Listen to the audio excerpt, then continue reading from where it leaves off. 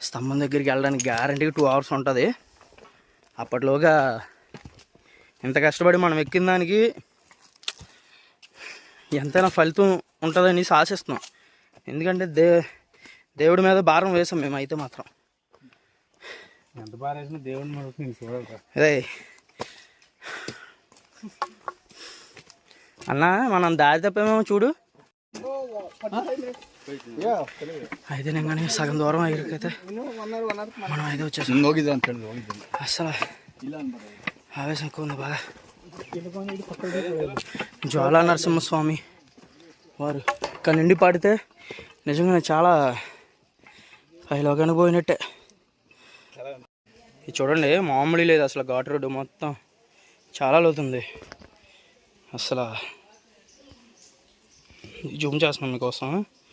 అసలు చాలా ప్రమాదకరమైన ట్రెక్కింగ్ అయితే ఇదైతే మాత్రం చాలా ప్రమాదకరం.